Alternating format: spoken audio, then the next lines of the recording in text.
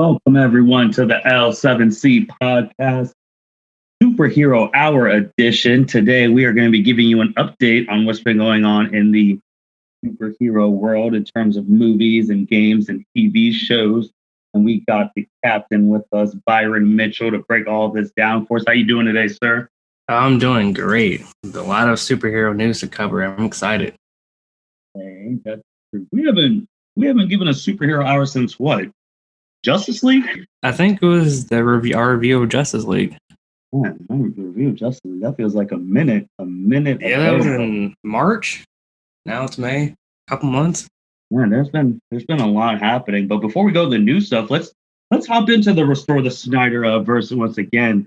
Ann Sarnoff had an interview with Variety, and we were talking about it for a little bit, saying that Zack Snyder's Justice League will complete the director's superhero trilogy, saying that they want to move past the social media campaign and hand back control to DC film universe to the filmmaker. What's happening with this, man? Like, a lot of heat. This caused a lot of outrage. Like, what's going on? I don't know what's going on with Warner Media Studios or Ann Sarnoff, but they need to get together. That line of how they want to hand control back to the filmmakers is utter bullshit, because we see how they destroyed Zack Snyder's original Justice League when he had to step down because of the passing of his daughter, and then Joshua Whedon just came and messed it up. And then they also destroyed David Ayer's Suicide Squad so much where they had to reboot it instead of giving it a sequel. And Ayer has came out and said that he, that wasn't the vision, how he wanted the film to go. And then people started to release the Ayer cut, which Sarnoff said they're not going to do anyway. So I don't know, that line of giving control back to the filmmakers is utter bullshit when we've seen two products where they destroyed the vision of the director. Yeah, man. And then there was also the interview, I think it was also from Variety, from someone in Warner Brothers, saying that like the people over there don't know what they're doing. It seems like it. It really does. And then you obviously saw who's been very outspoken about Warner Brothers, Ray Fisher, for those who don't know, that is Cyborg in the Justice League Schneider cut and the Justice League Whedon cut. And he's been super outspoken about how Warner Brothers is just messing up. And other people, we saw recently too that Ray Fisher came out saying that not only Whedon was getting him mad, but Whedon threatened to ruin Gal Gadot's career. And then Gal Gadot confirmed that. And man, that just reaffirms what we've been thinking about Whedon. If you were about to ruin one of the biggest stars in the industry now, especially superheroes, Wonder Woman, like, what are you doing? I don't know. It's just a whole big mess and at DC. I know they're trying to be like Marvel, even though they probably won't come out and say it directly. But it just seems like they have no connected vision in their DC movies. It just seems like it's just a bunch of movies thrown together. So I don't know where they're trying to go. Like at least with Phase 1 of Marvel, you kind of knew like what they were trying to do and what they were trying to achieve. But I have no idea what they're trying to do in DC. Yeah, and then we got Suicide Squad, James Gunn's one coming up soon. So I don't know what it's going to be connected towards. Is it going to be connected towards the Justice League Schneider cut? Or is it going to be connected towards the old Justice League movie? Like that continuity? Like what's that going to be connected towards? We don't know. Yeah. I have no idea. But I know a lot of, like you said, a lot of fans were very upset with the way that interview came out and what Ann Sarnoff said. Like I saw a lot of tweets about like how they were disappointed with the way, Warner Media Studios was handling the Snyder Cut and the Synderverse. By not restoring the Synderverse, they're literally about to miss out on millions, if not billions of dollars. Because he had a vision for Justice League 2 and for 3. So that's 2 movies. Let's say they both made $1 billion each. That's $2 billion that they potentially could miss out on.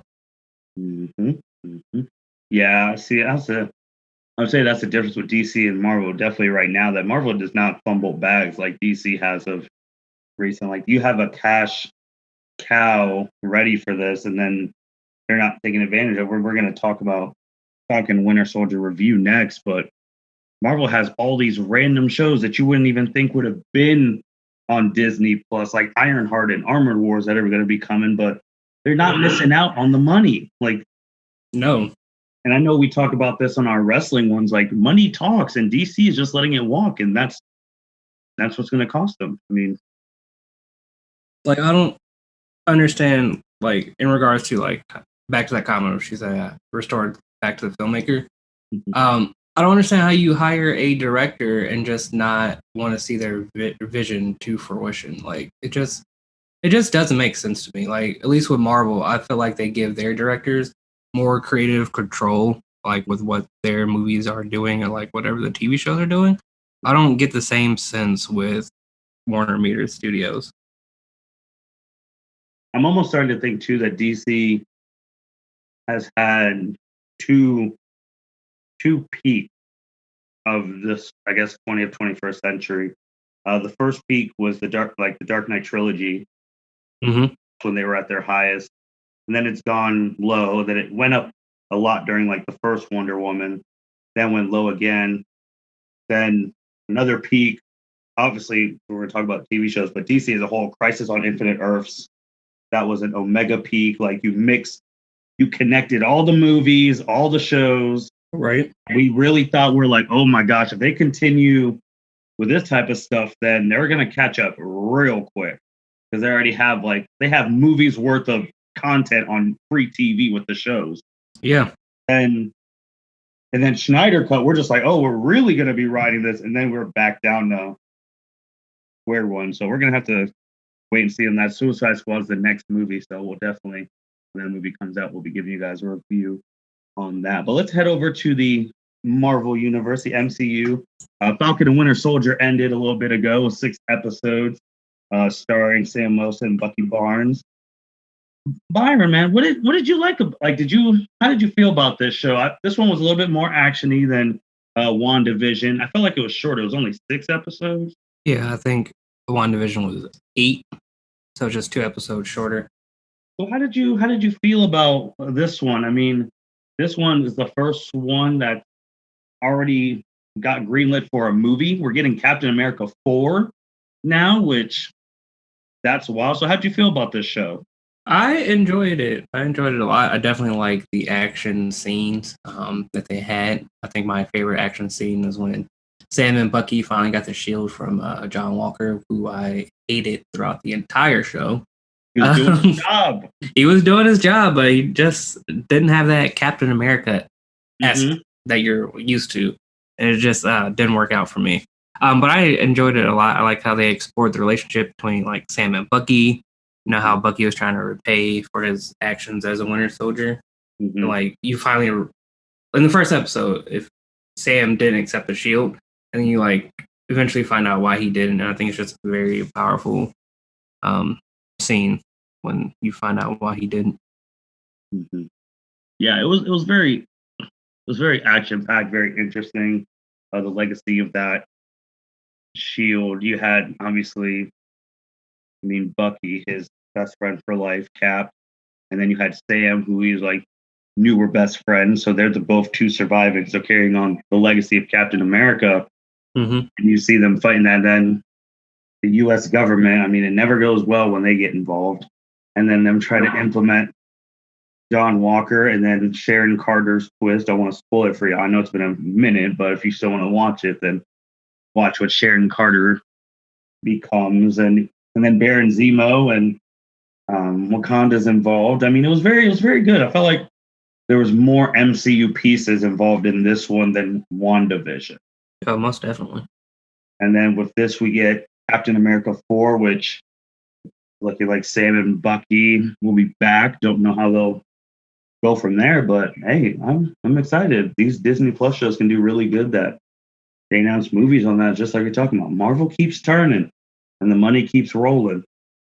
And Sam Wilson, African American, Captain America now.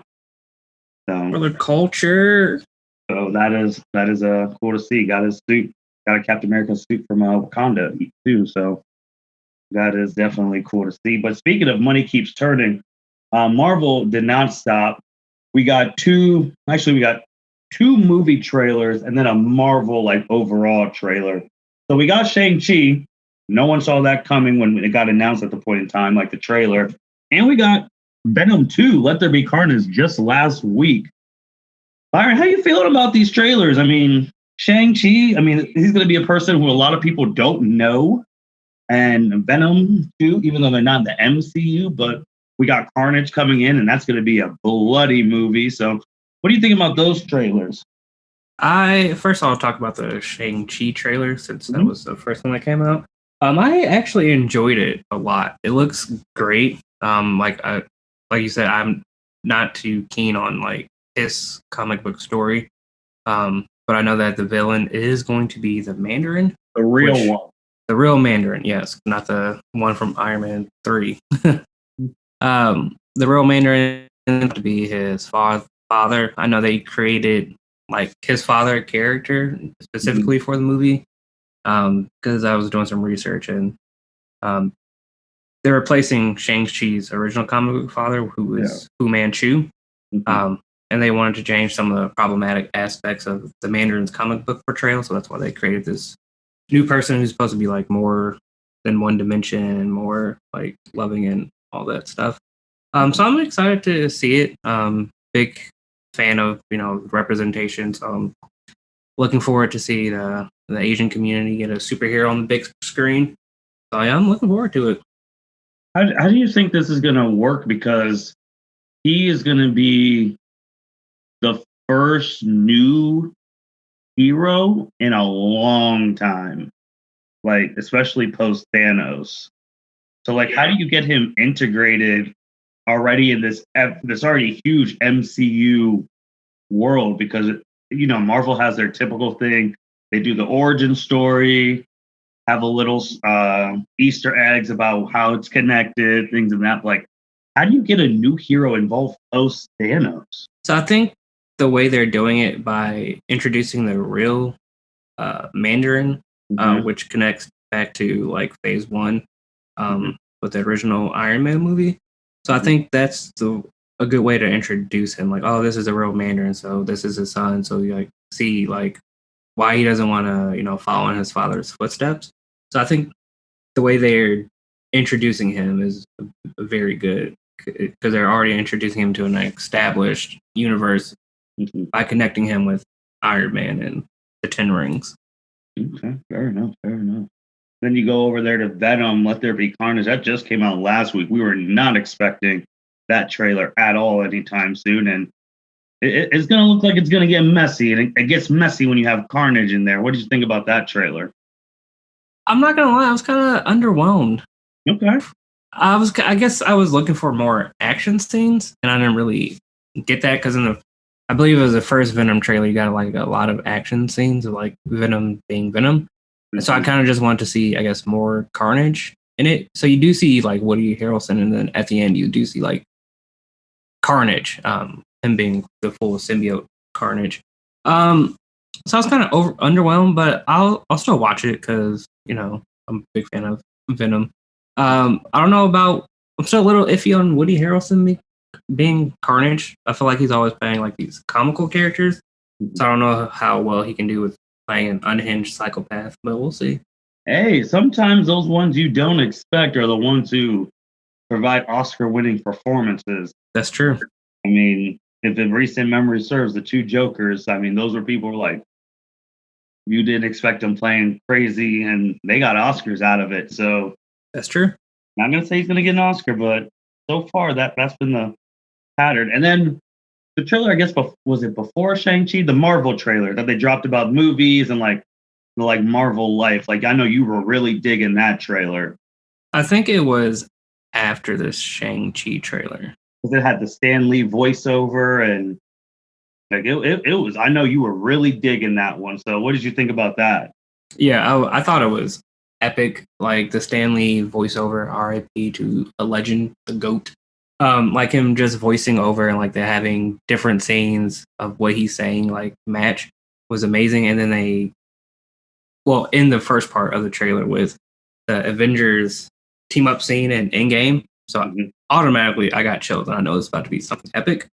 So then they just start showing like the trailer for like Black Widow and Shang Chi and giving like release dates for the movies for the first half of 2023. And I think the reason why it set the internet ablaze is because we finally got a teaser trailer for the Eternals. That is true. That's true. And I know you were going on record with me saying we got to wait to record this because the Eternal trailer is going to officially drop, and we did not get the Eternals trailer. We did not get it. I thought it would be because they did a little teaser trailer, so I thought they were going to do like more of an extended trailer, but they didn't. So I guess they're waiting closer to the release date, which is I think in November. So we'll probably get it like sometime in the summer. And then, man, because I feel like that's the one I'm the least bit excited for at the moment because it's one of those. If you guys are Eternals, I know what you are, the Celestials. Where have y'all been? Right. Like the dude snapped half of this universe, and y'all were just chilling.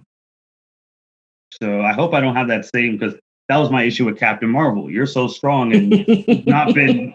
We've had 20 plus movies before you. Where have you been? So I hope I don't have that issue. She was off-world, protecting the galaxy. That's right, but everything was centered on Earth, but it's okay. But yeah, that trailer was super, super, super good. Before I switch back to DC, though, got a shout out to our Marvels Avengers video game that you and I play. And the beginning, obviously, we've talked about with COVID and all that, release dates and stuff were pushed back. But recently, they've been on a roll with releasing a lot of new content. Yes. For anyone who dropped the game, I suggest picking it back up because there's a lot of new content. And it used to be every couple months. Now it feels like it's every couple of weeks that there's something new. And I feel like they're definitely building up to the War of Wakanda because once that drops, it's going to get wild. Yeah, they said though the Black Panther DLC or whatever they're calling it is supposed to be like the biggest content drop to date. So that's supposed to be, I think, later this summer. So I think from the way they're dropping it, everything and the way the roadmap looks, I feel like it's going to be like late August when they drop that. But I'll be strapped in because I've been loving the content they've dropped. Like ever since they dropped Hawkeye, they took like a little break, but like with the Tachyon protocol thing they just had, like after that, they've just been going full speed ahead. Yeah, and Hawkeye, I feel like Hawkeye was a game changer for the game and having the future wasteland. And we've talked about they need more levels there, and they're about to do it. And like I feel again, if you drop the game because you haven't seen anything new in a bit, I suggest picking it up now. This is the best time to start playing it. And obviously we play on YouTube, so make sure you check it out on the L7C YouTube channel when we go live and play some Marvels Avengers. And yeah, we'll definitely have to play because they're about to drop the Red Room Takeover this week, and then they're upgrading, introducing a champion system. So as from the video I saw earlier, it's going to take a while to grind up and unlock the full champion system. I think they said it's about 372 levels to fully upgrade the champion system. Wow. Yeah, so get ready to grind. Jeez, well, that's a long time, but we'll see how that goes. But let's switch it back to the DC with the Arrowverse, our Arrowverse. Last Legends of Tomorrow just returned about last week. No, 2 weeks ago. 2 weeks ago, yeah, 2 weeks ago, because they're already on episode. They'll have their third episode. Yep. So that came back, so that's been exciting. Superman and Lois is coming back this Tuesday, so that's going to be real exciting. I know a lot of people have been waiting for that. And Black Lightning is about to end 2 weeks on the 23rd, and Supergirl's taking a break before she ends. So first off, are you excited? Superman and Lois is finally coming back. It's been a while. Yes, I am definitely excited that Superman and Lois is coming back. They've had a great first half of their season. I think their first half was like 6 episodes. And like every episode just feels like a new twist that's exciting. I'm just really enjoying it so far. And how about Legends of Tomorrow? This is they're starting off, they're a quirky group, but they have an Arrowverse OG as their leader, Sarah Lance. the White Canary. So who do you think is going to end up like? So far, we can't really tell who the main bad guy is yet. I have no idea, and I was just trying to think about that while doing research. I have no idea who the main villain's going to be in Legends, but I like Legends for their quirky comic book humor. Yeah, they're like their Guardians of the Galaxy. Yeah, that's a perfect way to look at them. There's some quirky people, and then going to the show that's about to be over in 2 weeks after 4 seasons, Black Lightning. And I mean, this season 4 is their last season's been super intense. And like, what do you? I know you felt like it could go a little bit longer, but how do you feel about? He was obviously the first African American main character show in the Arrowverse, and he's had 4 consistently good seasons. And like, how do you feel about like that legacy and like representation with him and them? As we all know, I'm a big fan of representation matters because it's just about time that we get like more diverse heroes on TV and in movies. So I'm happy that he was the first, Black Arrowverse superhero to have his own show, which is amazing. I did, want them to go a little bit longer, just for the culture aspect and being the first Black Arrowverse show. But I'm happy with the seasons they put out. Like you said, 4 good, consistent seasons. And then after he leaves, we'll get Painkiller. So hopefully Painkiller can go at least 4 seasons. Hopefully more than that, but we'll see. I mean, I think Painkiller could do great. They had like a little teaser episode during this season, which just focused on him. And man, that episode was hard. Mm-hmm. No, I definitely agree because shoot, even think about this perspective. Black Lightning went a lot longer than Luke Cage. Yeah, Luke Cage had 2 seasons. It was 2. Well, and 3 if you count the Defenders, but yeah, but he wasn't really. Yeah, but Black Lightning went 4. I mean, that's crazy to think about too. And I'm telling you guys, Black Lightning that shows the truth. If you like really watch it and you're picking up on what they're talking about, it's some real stuff, especially for a CW show. Yeah. Especially that first episode when they're talking about teasing, teasing police brutality. Mm-hmm. Yeah, that was intense. So then Supergirl is about to go on her little hiatus for a bit. Their first half's about to be done. The main thing is like Supergirl's been in the Phantom Zone. They've been trying to get her back. And I'm excited to see what they do in the second half because I still don't know. I don't know who the main bad guy is in that, if it's still Lex. Because Lex is free now. But they erased his memory of him knowing who Supergirl's true identity was. But like, how do you think? Like, what do you think and how this is going to end? I have no idea how this is going to end, especially with not knowing who the main villain is. But I think it's exciting that they put her in the Phantom Zone. Like, I never thought they would like go that route with like either Superman and Lois or Supergirl, that they would introduce a Phantom Zone. So I think it's a brilliant story that she's trapped in a Phantom Zone. They're trying to get her back. They still have to protect. I forgot the name of the city. National City. Yeah, National City. So I think it's good. I've enjoyed it. Definitely anxious to see what they do in the second half and who the main villain turns out to be. Yeah, with her being in the Phantom Zone, it's almost like WWE type booking. You have your main star away off injury or something like that, so you can focus on other people. Yep.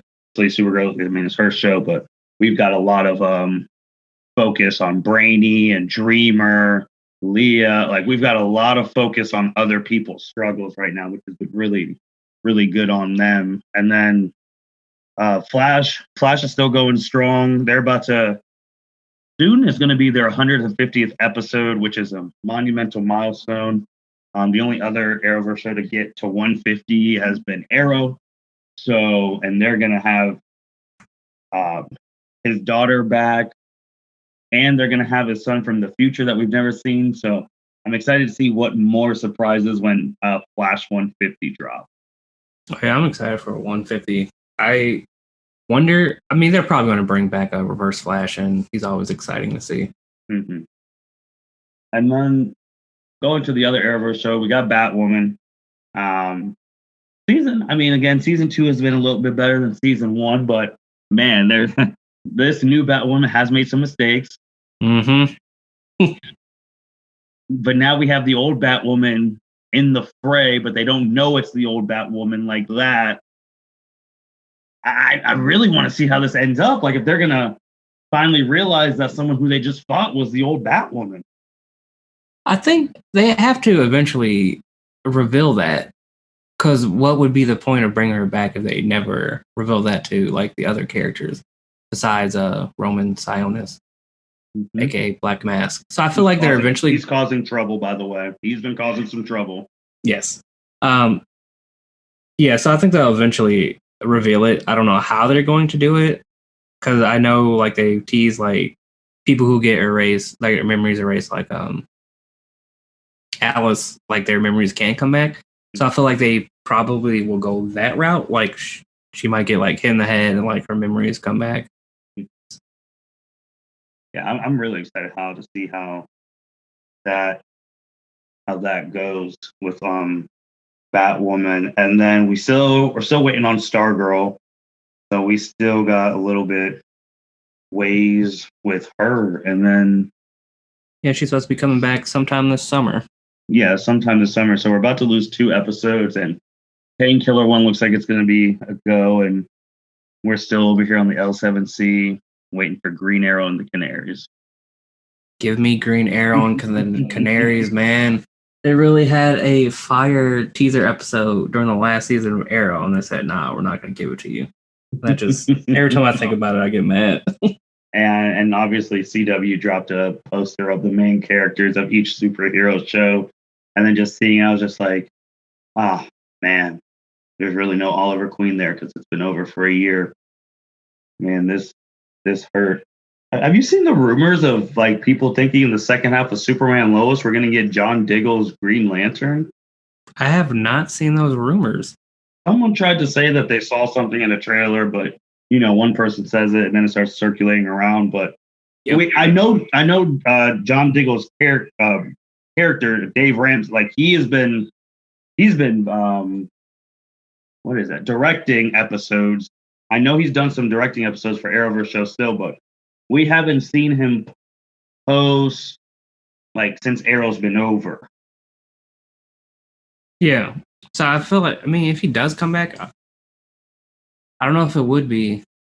I guess that Superman and Lois would be the only one, or Batwoman, but he doesn't know the new Batwoman, so I guess it would be Superman and Lois if his character did decide to come back.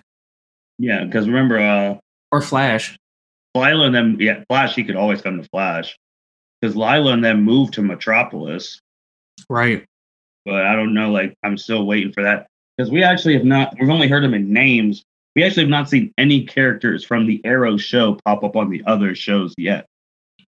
Not yet, because of the whole quarantine, but hopefully, since, everything is getting lifted according to the CDC, hopefully we can get some joint episodes soon. Man, that's what makes the Arrowverse great, because there's been we haven't had a crossover since Crisis, and like we formed a whole Justice League on the show and haven't had a chance for them to call up and meet yet and have another fight. Like again, that's where Arrowverse was at its peak right after. Yep. So hopefully we can get back there again. Suicide Squad James Gunn thing we forgot to mention. It is it's a rated R movie, so get ready for that. As soon as I saw King Shark rip a man in two, I was like, yeah, this got to be rated R. Robert Pattinson's The Batman finished filming, so we'll see. And then again, which was our first superhero podcast, we're getting another DC fandom in 2021. I am excited. I enjoyed the first DC fandom. Hopefully it did hit. Hopefully this one will hit as well. Mm-hmm. But we'll see. I don't know if they're going to do it in person now, since everything is being lifted, regulations and stuff. But if it does get, have fans, and I know that'll be that much more exciting with fans coming back and just being able to see everything. What would you want from this DC fandom? Because obviously the biggest thing pushing last year's one was this Justice League Snyder Cut, like first trailer, Wonder Woman 1984, Rocksteady coming back with Suicide Squad Kill the Justice League, the Gotham Knights game. Like, what's going to be pushing this one? I have no, probably the Rock's movie. Black Adam. Black Adam, yep. Because I think that comes out this year. So that'll probably be like the main focus because I feel like that's the only announced DC movie that we have. Oh, well, in the Flashpoint 1. I feel like we'll get a trailer for both those movies, and I feel like you got to drop a game play thing of Gotham Knights since it's already been pushed back. Yeah, so that's supposed to come out early 2022, so probably get some more gameplay of that. I didn't like it. Didn't like it getting pushed back this already, man. Not at all. They could at least push it back until later this year. They don't have to push it back till 2022. But whatever. So we'll probably get some gameplay from Gotham Knights and then some gameplay for Suicide Squad Kills the Justice League. Are you smelling the Injustice 3 rumors? Do you think that could potentially? I know some people talked about E3 because E3 is coming back. Like, or maybe could Injustice 3 come back? Because DC hasn't made a new game since Injustice 2. I know. Man, It's hard to think about that was the last newest console game from DC. While Marvel's had Spider-Man, Spider-Man Miles Morales, Marvel's Avengers. Like, it's really hard to think about that Injustice 2 was the last real DC game. That game was hard. Yeah. I think they could do Injustice 3. Now, if they do, it definitely will make tons of money because, I mean, I'll buy it. That's for sure. I think go ahead, do it.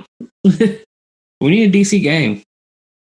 Yeah, it's been way, way too long since the last DC game. So I'm just thinking, well, yeah, I think if they want to just drop some waves at an E3 or a DC fandom, I mean, what more can you ask for? Especially fandom if you get The Rock to show up. Oh yeah. If they have it in person, The Rock shows up. Oh my, that's ticket sales right there. Yeah, man. And then I do feel like they'll have more trailers from. No, because Reeves the Batman comes out 2022. I believe so. So they'll probably have another trailer for that. Yeah. And I don't know, man. It's gonna we're in this stage where the Arrowverse are going. Loki comes in June 9th. So June 9th. Yeah, it'll be 6 episodes, and the last episode will be the week after Black Widow movie. So you could ride Loki all the way to Black Widow, and man, Black Widow, I'm so excited. We talk about DC hasn't had a video game since 2017. This will be the first MCU movie since Far From Home. Yeah. What was that? 2000. Came out the same year as Endgame, 19. Right, 2019. Yeah. Can't believe it's been that long. Couple years, and I know that this has nothing related to DC and Marvel, but just movie-wise, how the Demon Slayer movie took the movies by storm by being the movies. Man, I'm going to see if Black Widow can beat Demon Slayer's money. It should be no problem, but we're going to see. It should be no problem because Marvel fans, like you said, haven't had a movie since 2019. Like, they've had their shows, but they haven't had a physical presence in the movies. Mm-hmm. So I think we'll show up. I mean, I know we're planning to go see it when it comes out on July 9th. Mm-hmm. So I think it can. But man, this Demon Slayer movie, man. I mean, it brought movies for me. If you haven't been seeing it, and we're just gonna give a plug for it, make sure you go see it. It really brings the magic of being in the movie theaters again. Last time I went was Wonder Woman, and that was great. But seeing everyone at the Demon Slayer one, and it got me excited to get the crew together and start going back to these Marvel movies because that's what we've been doing all these years. And nothing beats a Marvel movie on premiere night. Oh, not at all. I can't. Before Demon Slayer, I can't remember the last time I was in the movie theaters. Mm-hmm. Was it Far From Home? It might have been Far From Home. So 2019. So no, Joker. Oh yeah, Joker. Joker is probably the last time I saw a movie in theaters. Um, so just being back in those seats, it just I never knew how much I missed movie theaters, like going to go see a movie until I was back in the theaters, and just brought back like the magic of just being able to go see a movie. Seeing those previews and like, ooh, maybe I should go check out that against, and especially in the MCU movies, that the intro comes, like the Marvel 10-year, like it's gonna be a good time, man. Like I'm really excited for that. I'm not gonna tell people what to do because of their safety stuff, but I mean, I couldn't spend $30 to watch Black Widow at home. I'll drive and spend like 12 to watch it. Right. Like I couldn't do that. That's no. Was there anything else that we were missing, man? We really did cover a whole bunch of content in a short amount of time. I'm trying to look at my notes to see if there's anything. I mean, we could still keep going in on Warner Brothers, but that could take hours. That could take hours. I mean, get it together, Warner Bros. That's all I ask. Just get it together. Again, man, I'm starting to think Jeff Johns is phony. Like he's supposed to be there, Kevin Feige, but like, what are we doing over there? I mean, I don't know, man. I wish I knew. I just want to be in one of those meetings where they're discussing like their vision. Like, is this what y'all really doing? Like, I don't understand. Like, I don't know, man. Like, they need to really get something together. They cannot fumble Ready the Armada. Like, come on. Oh my God, not ready. Oh no. Come on. You can't fumble that. That's just ridiculous. Dark Side. He's so hard. Like, do not fumble. Do not fumble that bag, man. Oliver Queen did not sacrifice himself on Crisis for y'all to fumble. He really did not. So y'all need to get it together. Honor his legacy. Bring back the Synderverse, because we need those two movies, man. Y'all need the money. We need it. I mean, tell them the truth. They need the money. Come on. It could potentially $2 billion just for 2 movies. I know y'all need to get that money. Y'all paying The Rock. That means you gotta pay him Rock money. He ain't cheap. Right. Oh, he is not. And you know his fans are gonna show up for the movie no matter what. And also with DC, Henry Cavill. What are we doing, bro? Are you in? Are you out? I ask this every time we talk about superheroes. You say sometimes you're in, and then you give these passive aggressive stuff. Like, are you in or are you out, man? Yeah, I need him. Superman, he said the stuff's still hanging in his closet. I was like, okay, well, pull up on set. What are we doing? I think it's all because of Warner Brothers Media, man. I don't know if they know what they want to do with him. Yeah. I feel like if they give him like a good story, I feel like he would be back in. Because I know they're trying to do the first Black Superman. I know they've been in talks with that. We'll see. Because right now, I don't know if I trust DC enough to handle that well. I would if it was Greg Bertinelli and Mark Guggenheim. I would trust them with serious stuff, especially if you gave them a lot of money and they weren't working on a CW budget. Oh yeah, I would trust those two because they haven't let me down in the Arrowverse. No. I mean, they just did Crisis on Infinite Earths in a 5-episode TV show. So if they could do that, just imagine what they could do with a movie. I amen to that. Anything else, Byron, before we hit the closings? We also forgot to mention that in that Marvel trailer, they did announce the title for the upcoming Black Panther, which is yes, Black Panther: Wakanda Forever. Mm-hmm. And then Captain Marvel 2 will be called the Marvels because they're gonna have Miss Marvel and the girl from WandaVision. I can't think of her name right now. Monica Rambeau. Yeah, I said Megan. I was gonna say Megan Rapinoe, the soccer player. Right, come on, man. You know Monica. You play Avengers, the video game. Yes, Monica Rambeau. She'll be in that. So we have a mini team up, like a mini Avengers in the Captain Marvel movie. I wonder when she becomes bad. We know she ain't a good girl. Well, I mean, we know she's a bad guy, so. Well, we'll see. We'll see. But yeah, I'm excited for the MCU. I wish I could say the same thing about DC, but no, I'll still support DC. Yeah, Black Panther is going to be so interesting because I don't know what they're going to. Oof. I have no idea what they're going to do. Like, are they going to pass the mantle to Shuri? I know I've seen on Twitter, like, some people saying they should recast Black Panther. I don't know. But it comes out in 2022, I believe. July 8th. Yeah. It's going to be very, very interesting. Because soon, once Black Widow starts going, we're going to start to buckle up because there's going to be a lot of Marvel movies coming. Yeah, we got 4 this year, I think 4 next year, and at least 3 in 2023. Which is crazy because if nothing gets pushed for this year, Black Widow comes out in July. That's already like the halfway point of the year. So you're going to be looking at 3 other movies coming in fall, winter time. Which, hey, I'm all here for it. But hey, Byron, do some shout outs. Shout the people out before we close it off today. Get some shout outs? Yeah, who you can shout now, thanking the fans. I mean, thank you for listening to us ramble on about superheroes or wrestling. We love that you guys support us. We know we got great content coming out. So just look at our Twitter, our Facebook. We got our Discord now. So we're doing big things. We got a blog page.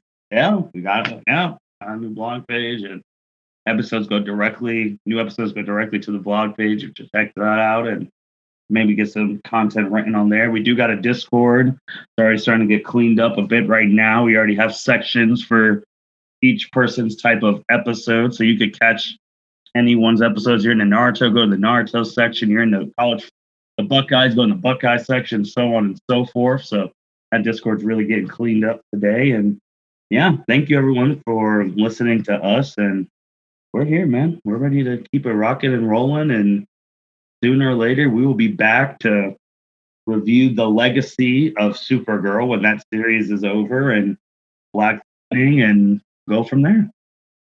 Yep, we got some superhero content coming out for you guys soon. And with that being said, thank you everyone for listening to the L7C podcast. You guys take care. Thank you for listening to this episode of the L7C podcast. Be sure to like, rate, review, and subscribe to the channel. Follow us on all social media platforms, and we'll be talking to you guys soon. Take care.